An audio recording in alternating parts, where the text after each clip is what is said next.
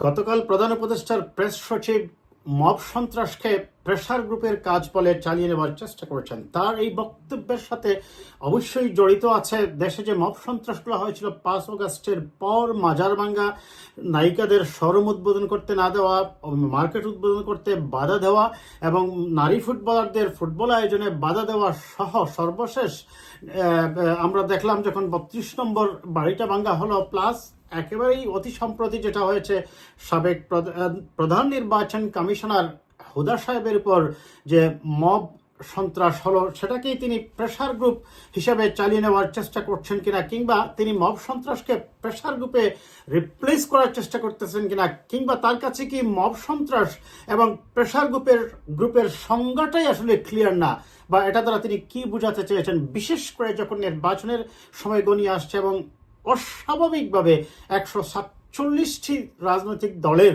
যেখানে নিবন্ধনের জন্য আবেদন করা হয়েছে, যেগুলোর আদৌ কোনো অস্তিত্বই নেই, তাদের অফিসেরও কোনো অস্তিত্ব নেই, সেখানে অফিসের খোঁজ নিয়ে যেখানে জানা যাচ্ছে যে সেখানে হোটেল আছে কিংবা ট্রাভেল এজেন্সি আছে কিংবা কোনো গ্রসারি শপ আছে, এমনই একটা পরিস্থিতিতে যখন মব সন্ত্রাস নিয়ে মানুষ শঙ্কিত, তিনি কি সেটাকে আইনগতভাবে বৈধতা দেওয়ার চেষ্টা করছেন কিনা, আমরা সেটা নিয়ে একটু খোঁজার চেষ্টা করি। দর্শক, মবের মুল্লুক নাকি মগের মুল্লুক? শেখ হাসিনা ওয়াজেদের সময় আমরা বলতাম এটা মগের মূল্য, অর্থাৎ যা খুশি তাই করা যায়। এখন সেটাকে অনেকেই বলছেন মবের মুল্লুক, অর্থাৎ মব সন্ত্রাস, মব ভায়োলেন্স। প্রশ্ন হচ্ছে, মব ভায়োলেন্স আর প্রেসার গ্রুপের কাজ কি একই জিনিস? যখন কোনো অপরাধী অন্য তার বিপক্ষ বা প্রতিপক্ষকে গিয়ে আক্রমণ করে, আইনি প্রক্রিয়া গ্রহণ না করে, সেটি হচ্ছে সন্ত্রাসী কার্যক্রম।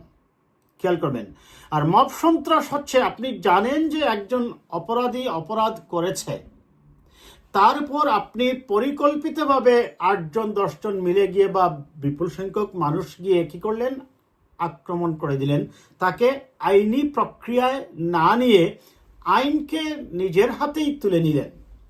খেয়াল করবেন, এটি হচ্ছে মব সন্ত্রাস। আর প্রেসার গ্রুপের কাজ হচ্ছে, যখন কোনো সরকার বা প্রচলিত কোনো সংস্থা সংগঠন কোনো কাজ তারা মনে করে যে এটা সঠিক পথে যাচ্ছে না, বা তাদের এই যে নীতি যেটা গ্রহণ করা হয়েছে সেই নীতিটা দেশ জাতি রাষ্ট্র সমাজ গঠনের জন্য সেই নীতিটা গ্রহণযোগ্য নয়, কিংবা এই নীতির ফলে সমাজ রাষ্ট্র এবং দেশ ক্ষতিগ্রস্ত হবে বা একটি রাষ্ট্র বিপদগামী হতে পারে, তখন তাদেরকে প্রেসার গ্রুপ তার যুক্তি দিয়ে সেটা তুলে ধরবে, সরকারের উপর যুক্তি উপস্থাপনের চেষ্টা করবে। এতে যদি সরকার না শুনে, তারা নিয়মতান্ত্রিক আন্দোলনেও যেতে পারে।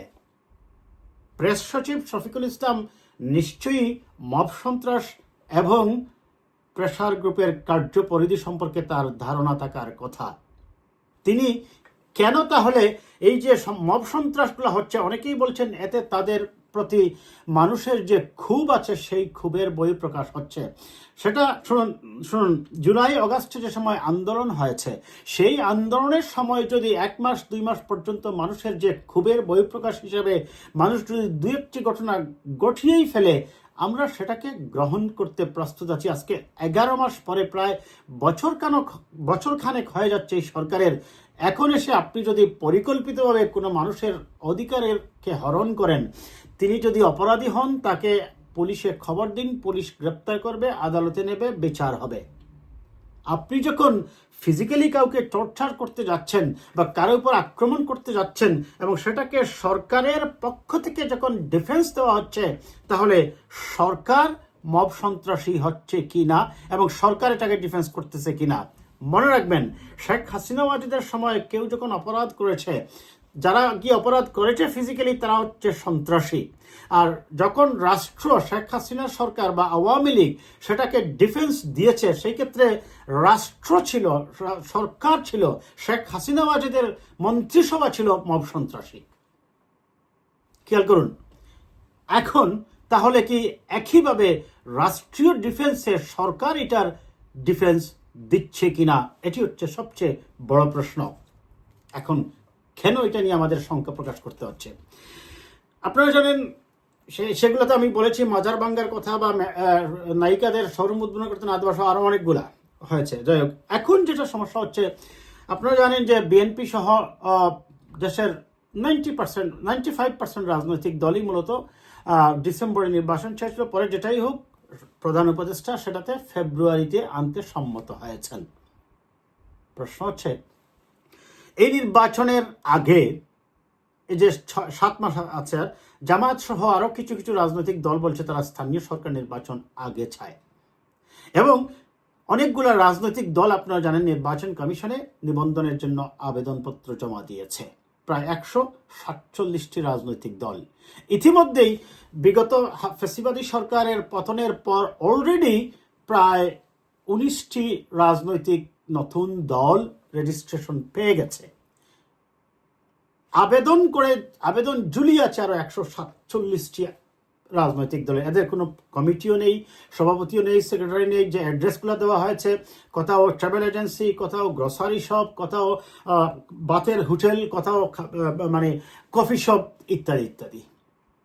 এবং সাংবাদিকরা গিয়ে তদন্ত করেছে, নির্বাচন কমিশনের লোকজন গিয়ে অনেক জায়গায় তদন্ত করেছে, এগুলোর কোনো অস্তিত্বই পায়নি। তাহলে যেটা বলা হচ্ছে যে মব সন্ত্রাসকে প্রেসার গ্রুপ, এখন মনে করুন যারা যে আবেদন করেছে তাদের নিবন্ধনের জন্য যদি নির্বাচন কমিশন তাদের নিবন্ধন না দেয়, তাহলে তাদেরকে কি করতে হবে? প্রমাণ করতে হবে তার দেশের 64টা জেলায় তার অফিস আছে, কিংবা নির্বাচন কমিশনের নিয়ম অনুযায়ী 2/3 জেলায় তার অফিস আছে, তার কমিটি আছে, তার কার্যক্রম আছে। কিন্তু এগুলোর তো আদৌ কোনো অস্তিত্বই নেই, এমনকি সভাপতি সেক্রেটারিকেও খুঁজে পাওয়া যাচ্ছে না।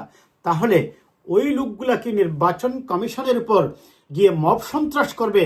এবং জনাব শফিকুল ইসলাম প্রধান উপদেষ্টার প্রেস সচিব কি বলবেন এটি হচ্ছে pressure group? Do you know, Mr. Shafiqul Islam, what is the difference in between the mob terrorism and the pressure group? Do you have any knowledge? Don't speak like an obnoxious man. You are a press secretary of the chief advisor. আপনি যা খুশি তাই তো বলতে পারেন না।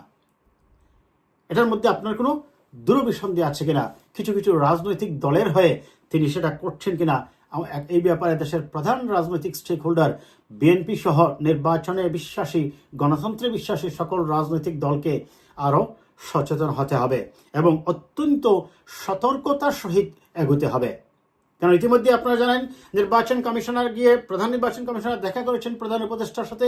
তার এই দেখা করার পর আসলে তাদের মধ্যে কি আলোচনা হয়েছে এটা নিয়ে কোনো প্রেস কনফারেন্স করা হয়নি। আমি দেখলাম বিএনপির সালাউদ্দিন সাহেব বলছেন প্রধান নির্বাচন কমিশনার প্রধান উপদেষ্টার সাথে কি আলোচনা করেছেন সেটা পরিষ্কার করা উচিত। এবং সালাউদ্দিন সাহেব বলেছেন যে সময়সীমা এখন আছে আর 6 মাস বা 7 মাস, যদি ফেব্রুয়ারিতে নির্বাচন হয় কোনোভাবেই স্থানীয় সরকার নির্বাচন করা সম্ভব নয়। কিন্তু জামাতের পক্ষ থেকে আমি আজকেও দেখলাম তারা বলছেন তারা স্থানীয় সরকারের নির্বাচন আগে চান। তাহলে সরকারের ভিতরেই আরেকটি সরকারকে কিছু অপশক্তির সাথে একত্রিত হয়ে নির্বাচনকে প্রভাবিত করার জন্য মব সন্ত্রাসকে কৌশলে তারা প্রেসার গ্রুপের কাজ বলে চালিয়ে দেওয়ার চেষ্টা করছেন। আমাদের সেই উত্তর খুঁজতেই হবে এবং এই ষড়যন্ত্রকারীদের বিরুদ্ধে প্রতি ক্ষণে ক্ষণে আমাদের সতর্ক থাকতে হবে। আজ এই পর্যন্ত।